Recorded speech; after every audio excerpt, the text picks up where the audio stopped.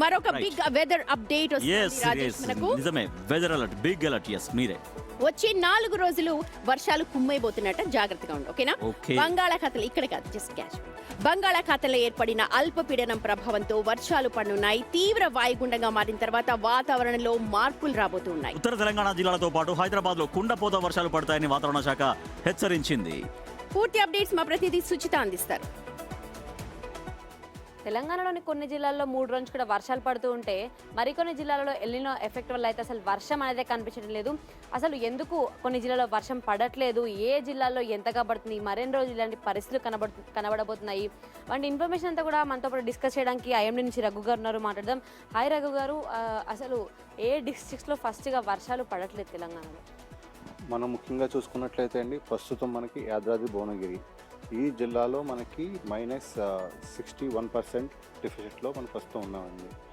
అంటే large deficit అంటే భారీ లోటు అంటాం కదా, అది ఉంది.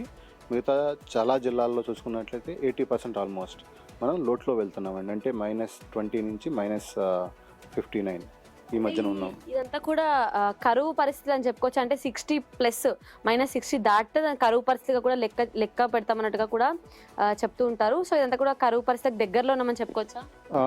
అలా చెప్పలేమండి. ప్రస్తుతం ఉన్న వాతావరణ వర్షపాతం చూసుకున్నట్లయితే అంటే డ్రాట్ అనేది మన కరువు అనేది చెప్తుంటే కరువులో డిఫరెంట్ డ్రాట్స్ ఉన్నాయి. ఎలా అంటే ఒకటి అంటే మా పరంగా మేము చెప్పేది మెట్రాలజికల్ డ్రాట్.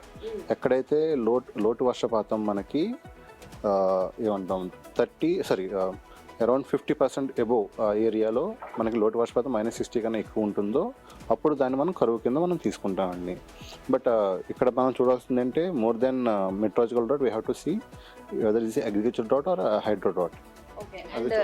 అండ్ ఏ జిల్లాలలో భారీ వర్షాలు పడబోతుంది అంటే రాబోయే 2-3 రోజులు కూడా వర్షాలు ఉండబోతుందంటే కూడా వాతావరణ శాఖ ఆల్రెడీ అలర్ట్ జారీ చేసింది. ఏ జిల్లాల్లో ఎక్కువగా మనం వర్షాలు చూడొచ్చు? ముఖ్యంగా మనం చూసుకున్నట్లయితే అండి, ఉత్తర అండ్ ఈశాన్య జిల్లాల్లో ఎక్కువ వర్షపాతం ఉంటుంది. ముఖ్యంగా మనకి అది కూడా 1-2 చోట్ల భారీ వర్షాలతో పాటుగా ముఖ్యంగా ఆదిలాబాద్, కొమరంభీం ఆసిఫాబాద్, నిర్మల్, జగిత్యాల, మంచిర్యాల, రాజన్న సిరిసిల్ల, ములుగు, యాదాద్రి భువనగిరి, ఖమ్మం, భద్రాద్రి కొత్తగూడెం, వీటితో పాటుగా వరంగల్ అండ్ మహబూబాబాద్ ఈ డిస్ట్రిక్ట్స్లో మనకు 1-2 చోట్ల భారీ వర్షాలు కురిసే అవకాశం ఉన్నాయండి. వీటితో పాటుగా రాష్ట్ర వ్యాప్తంగా చూసుకున్నట్లయితే ఈరోజు విస్తారంగా వర్షాలు ఉండి 1-2 చోట్ల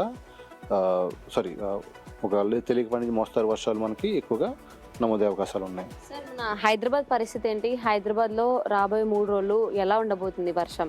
ఎందుకంటే నిన్న బాగానే వర్షం పడింది, మొన్న బాగానే వర్షం పడింది. సో నెక్స్ట్ 3 డేస్ ఎలా ఉండబోతుంది? అదే నిన్న మొన్న ఉన్నట్టే ఉంటుంది. ఇంకా చూసుకున్నట్లయితే మనకి ముఖ్యంగా తేలికపాటి నుంచి మోస్తారు వర్షాలే మనకి హైదరాబాద్ అండ్ పరిసర ప్రాంతాల్లో ఉండే అవకాశాలు కనిపిస్తూ ఉన్నాయి. వీటితో పాటుగా గంటకి 30 నుంచి 40 కిలోమీటర్ల వేగంతో ఈదురుగాలులు ఉపరితలంలో వీచే అవకాశాలు ఉన్నాయండి.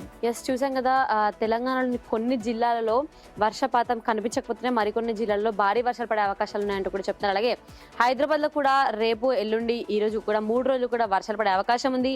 కానీ అతి భారీ వర్షాలు కాదు, ఒక మోస్తారు వర్షాలు అయితే పడతాయి, కొంచెం జాగ్రత్తగా ఉండండి అంటూ అయితే చెప్పడం జరిగింది. కెమెరా పర్సన్ వేణుతో Suchitha reporting from big TV Hyderabad. Rajesh, మరి రెయిన్ కోట్ తెచ్చుకున్నావా? చూసావు కదా, సుచిత చెప్తోంది అలర్ట్ గా ఉండండి, జాగ్రత్తగా ఉండండి అని. రెయిన్ కోట్ లేకుండా వర్షంలో తడిసి వెళ్దాం అనుకుంటున్నాను.